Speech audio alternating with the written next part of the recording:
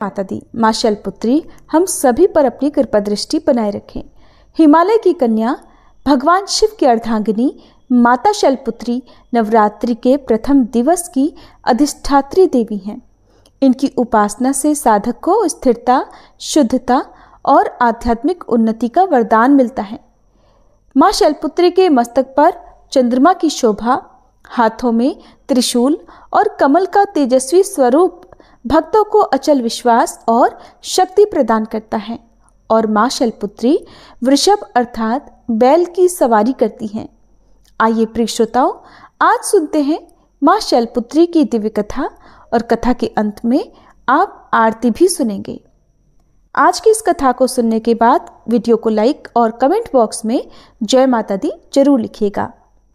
सर्वशक्ति की अधिष्ठात्री नवरात्रि के प्रथम दिन पूजित देवी माँ शैलपुत्री का जन्म एक विशेष उद्देश्य से हुआ।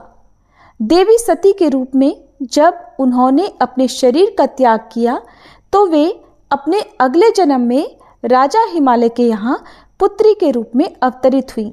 यही कारण है कि उन्हें शैल अर्थात पर्वत की पुत्री कहा जाता है। प्राचीन काल में हिमालय राज अपनी पवित्रता और निष्ठा के लिए प्रसिद्ध थे। वे भगवान शिव के अनन्य भक्त थे और उनके चरणों में लीन रहते थे। एक दिन जब वे गहन ध्यान में थे तब नारद मुनि वहां आए और उन्होंने कहा, हे राजन, तुम्हारे घर स्वयं आदि शक्ति प्रकट होंगी। वे न केवल इस धरा को दिव्यता से आलोकित करेंगी बल्कि तुम्हारे कुल का गौरव भी बढ़ाएंगी। राजा हिमालय और उनकी रानी ने यह सुनकर देवी भगवती की घोर तपस्या की। उनकी श्रद्धा और भक्ति से प्रसन्न होकर माँ भगवती ने उन्हें आशीर्वाद दिया कि वे स्वयं उनकी पुत्री के रूप में जन्म लेंगी। कुछ समय बाद रानी को एक दिव्य कन्या की प्राप्ति हुई जो अत्यंत तेजस्वी और दिव्य आभा से युक्त थी। शैलपुत्री के रूप में जन्म लेने के बाद देवी का बाल्यकाल अत्यंत अद्भुत रहा। उनके जन्म से ही घर, परिवार और राज्य में सुख समृद्धि बढ़ने लगी। जब वे छोटी थीं तभी उनमें असाधारण शक्तियां देखी गई। बचपन से ही वे प्रकृति से गहरा जुड़ाव रखती थीं। पर्वतों की गुफाओं में ध्यान लगाना, नदियों के जल में कमल की तरह क्रीड़ा करना और जीव जंतुओं को स्नेह देना उनके स्वभाव में था। उनकी उपस्थिति मात्र से वातावरण शांत और पवित्र हो जाता था। कभी कभी वे ध्यान में लीन हो जाती और उनका मुखमंडल दिव्य तेज से दमकने लगता। राजा हिमालय को ये आभास हो गया था कि उनकी पुत्री कोई साधारण कन्या नहीं बल्कि स्वयं भगवती का अवतार है। उन्होंने नारद मुनि से इसका रहस्य पूछा। तब उन्होंने कहा, हे राजन, ये वही देवी हैं जो पहले दक्ष प्रजापति की पुत्री सती थी। उन्होंने अपने पति महादेव का अपमान सहन न करते हुए योगाग्नि में देह त्यागी थी। अब वही आपके घर पुत्री रूप में जन्म लेकर अपने सती धर्म की पुनः स्थापना करेंगी। यह सुनकर राजा हिमालय को गर्व हुआ और वे अपनी पुत्री को हर प्रकार से शिक्षा देने लगे। जब देवी ने युवावस्था प्राप्त की तब उनका स्वरूप और भी दिव्य प्रतीत होने लगा। वे वृषभ पर सवार, त्रिशूल धारण किए और मस्तक पर अर्धचंद्र को धारण किए रहती थी। उनका यह दिव्य स्वरूप संपूर्ण सृष्टि को ये संदेश देता है कि वे स्थिरता, साहस और भक्ति का प्रतीक हैं। शैलपुत्री के रूप में जन्म लेने के बाद देवी का जीवन एक नई दिशा की ओर अग्रसर हुआ। अब उन्हें भगवान शिव से पुनः विवाह करना था, जिसके लिए उन्होंने कठोर तपस्या का संकल्प लिया और यही तपस्या आगे चलकर महादेव से उनके पुनर्मिलन का कारण बनी। माँ शैलपुत्री की पूजा करने से व्यक्ति को स्थिरता, आत्मविश्वास और भक्ति का आशीर्वाद प्राप्त होता है। जो भी भक्त सच्चे मन से माँ की आराधना करता है उसके जीवन में सुख समृद्धि की वृद्धि होती है। माँ शैलपुत्री का जन्म एक विशेष उद्देश्य से हुआ था।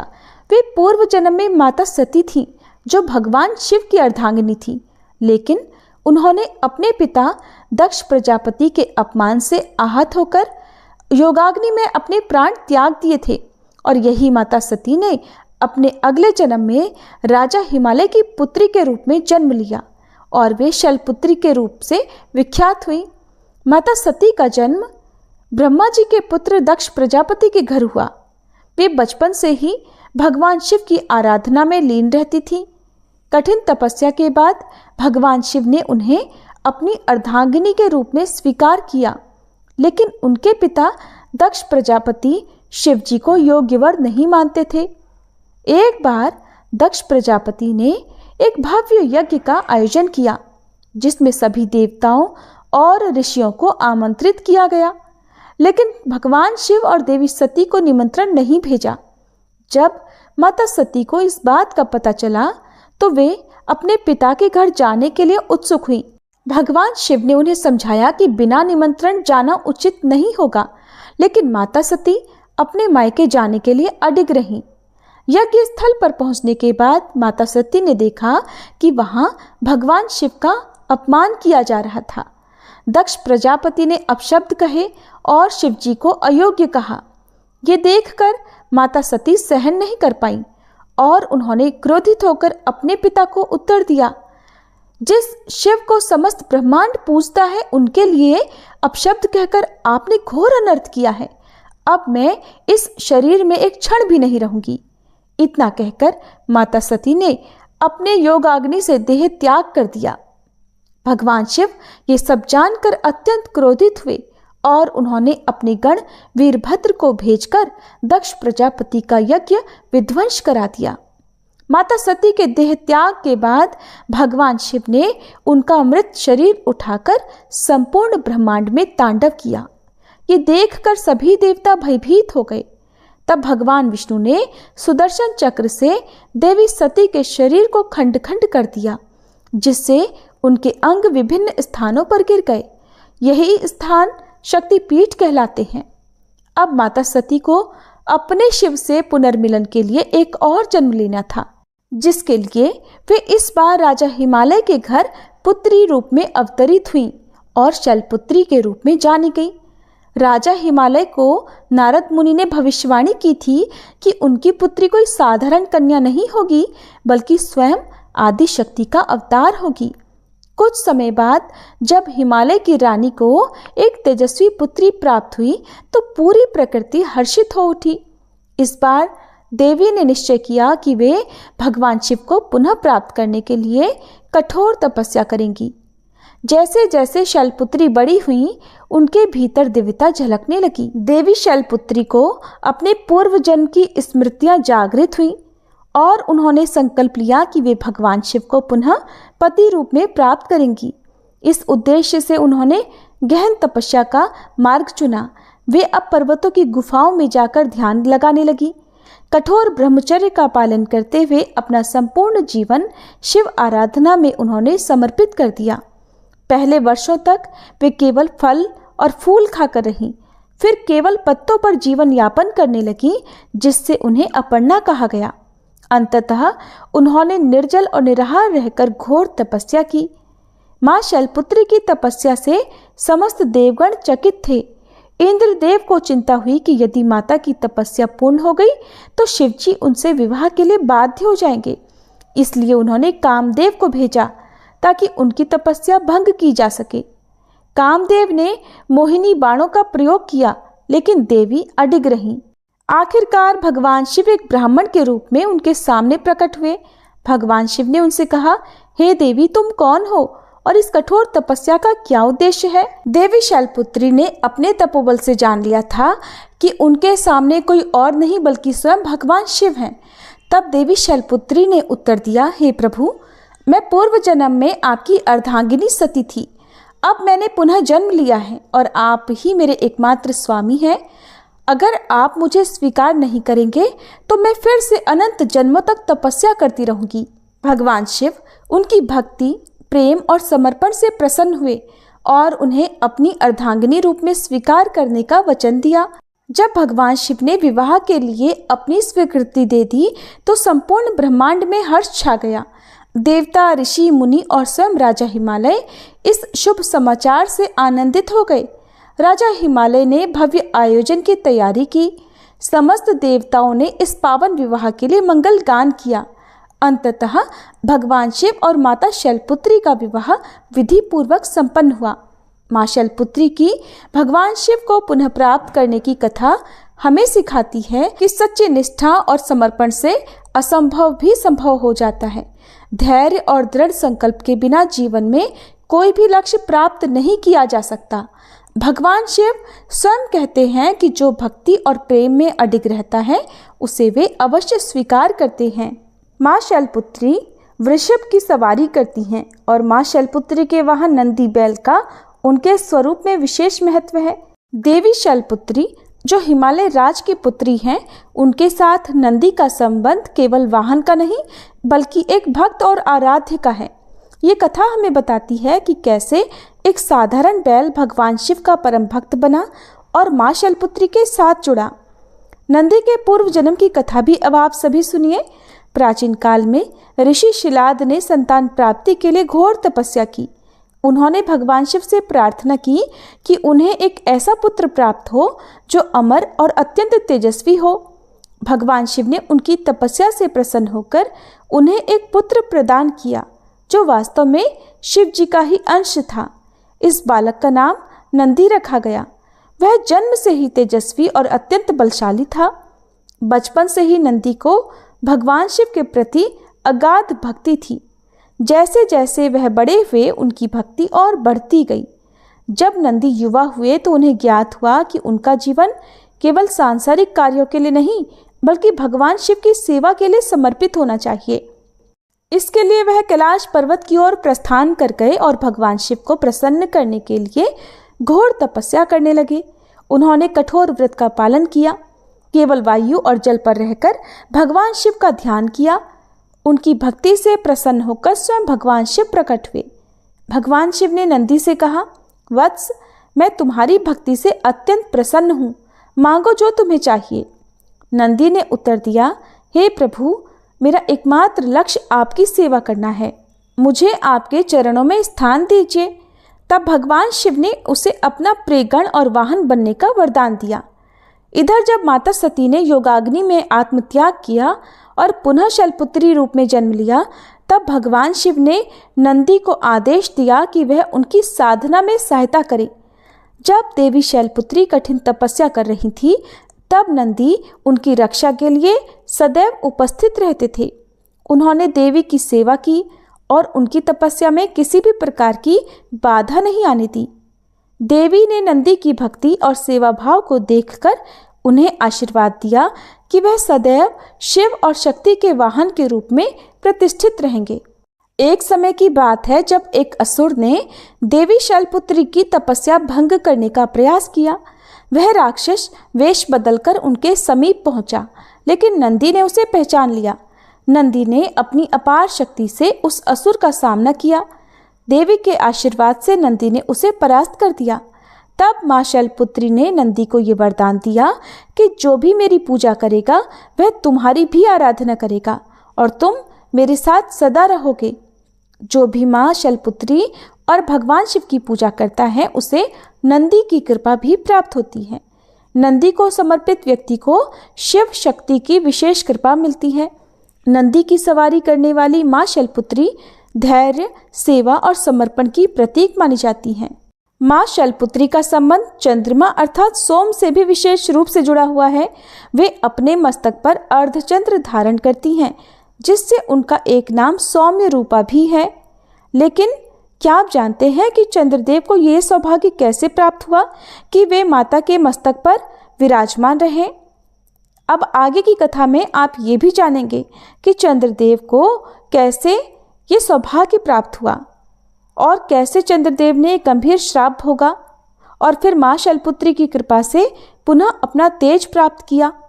चंद्रदेव, जिन्हें सोम भी कहा जाता है, जो अत्यंत सुंदर, तेजस्वी और आकर्षक माने जाते हैं, वे 27 नक्षत्रों के स्वामी हैं और उन्होंने राजा दक्ष प्रजापति की 27 कन्याओं से विवाह किया था।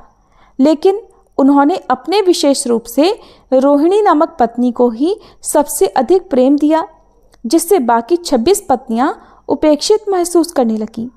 जब ये बात दक्ष प्रजापति को पता चली तो उन्होंने चंद्रदेव को समझाया, लेकिन उन्होंने इस बात को अनदेखा कर दिया। इससे क्रोधित होकर राजा दक्ष ने उन्हें क्षय होने अर्थात धीरे धीरे लुप्त होने का श्राप दे दिया। श्राप के प्रभाव से चंद्रदेव की चमक धीरे धीरे कम होने लगी, जिससे देवताओं की संपूर्ण सृष्टि में संकट उत्पन्न हो गया। चंद्रदेव अत्यंत व्याकुल हुए और सभी देवताओं से सहायता मांगी, लेकिन कोई समाधान नहीं मिला। अंततः वे भगवान शिव और मां शैलपुत्री की शरण में पहुंचे। चंद्रदेव ने कैलाश पर्वत पर जाकर घोर तपस्या प्रारंभ की। वे दिन रात भगवान शिव और माता शैलपुत्री का ध्यान करने लगे। चंद्रदेव ने ओम नमः शिवाय मंत्र का जाप करते हुए कठोर तप किया। वे हिमालय की ठंडी गुफाओं में बिना अन्न जल के शिव और शक्ति की आराधना करने लगे। तब उनकी भक्ति से प्रसन्न होकर मां शैलपुत्री ने शिवजी से आग्रह किया कि वे चंद्रदेव को इस श्राप से मुक्त करें। भगवान शिव ने कहा, हे सोम, तुम्हारा ये कष्ट तुम्हारे ही कर्मों का फल है, लेकिन शक्ति की कृपा से तुम इस श्राप से पूरी तरह मुक्त तो नहीं, परंतु नियंत्रित हो सकते हो। मां शैलपुत्री ने उन्हें आशीर्वाद देते हुए कहा, हे चंद्रदेव, तुम्हें मेरे मस्तक पर स्थान प्राप्त होगा। जब तुम क्षीण हो जाओगे तब तुम पुनः पूर्ण होकर चमकोगे। तुम्हारी ये अवस्था अब अमर रहेगी और इसी चक्र को चंद्रमास का नाम दिया जाएगा। मां शैलपुत्री के आशीर्वाद से ही चंद्रमा कृष्ण पक्ष में क्षीण होते और शुक्ल पक्ष में पुनः बढ़ते हैं। यही चंद्र कलाओं का आधार बना। शिवजी ने चंद्रमा को अपने मस्तक पर धारण किया, जिससे वे चंद्रशेखर कहलाए। चंद्रमा का यह चक्र समस्त जीवन चक्र का प्रतीक बन गया। इसी घटना के कारण सोमवार अर्थात चंद्रवार को शिव शक्ति की विशेष पूजा का दिन माना गया। चंद्रदेव ने मां शैलपुत्री और भगवान शिव से यह निवेदन किया कि वे उनकी भक्ति को अमर कर दें।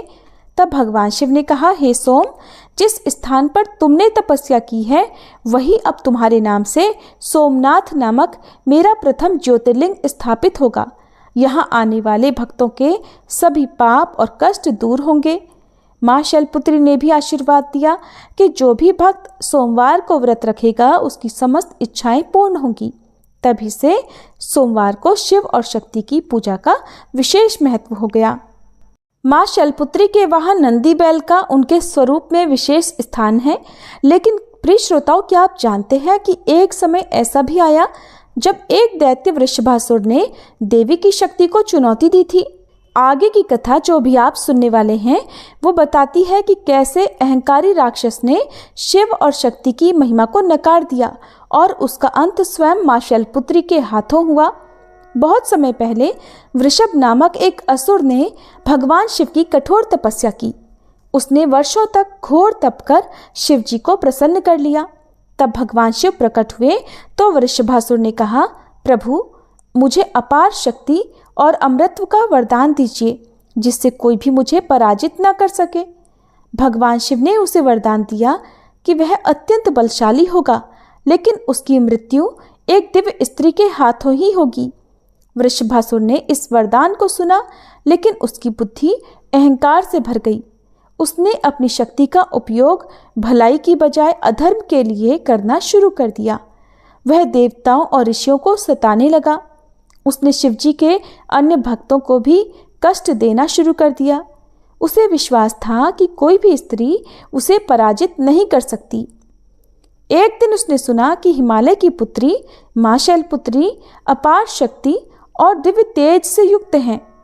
अहंकारी वृषभासुर को यह सहन नहीं हुआ कि कोई स्त्री उससे अधिक शक्तिशाली हो सकती है। तब वह कैलाश पर्वत की ओर बढ़ा और मां शैलपुत्री को ललकारते हुए बोला, हे शैलपुत्री, तुम स्त्री होकर मेरी शक्ति की बराबरी कैसे कर सकती हो? अगर तुम्हें अपने बल पर विश्वास है तो आओ और मुझसे युद्ध करो। मां शैलपुत्री शांत थीं। उन्होंने वृषभासुर को समझाने का प्रयास किया, हे वृषभ, अहंकार का अंत निश्चित है। यदि तुम शिवजी के सच्चे भक्त हो तो अपनी शक्ति का उपयोग सद्मार्ग के लिए करो, लेकिन माँ शैलपुत्री की इन बातों का वृषभासुर पर कोई भी प्रभाव नहीं पड़ा और उसने देवी पर आक्रमण कर दिया। माँ शैलपुत्री ने जैसे ही वृषभासुर का अहंकार देखा, उन्होंने अपना महाकाली स्वरूप प्रकट किया। उनके नेत्र अंगारे समान जलने लगे, त्रिशूल उनके हाथों में चमकने लगा। उनकी सवारी नंदी बैल भी गगन भेदी गर्जना करने लगा। माँ शैलपुत्री ने वृषभासुर से कहा, अब तेरा अंत निकट है, और ऐसा कहकर उन्होंने त्रिशूल से वृषभासुर का वध कर दिया और उसके अंत के साथ ही संपूर्ण संसार में पुनः शांति स्थापित हो गई।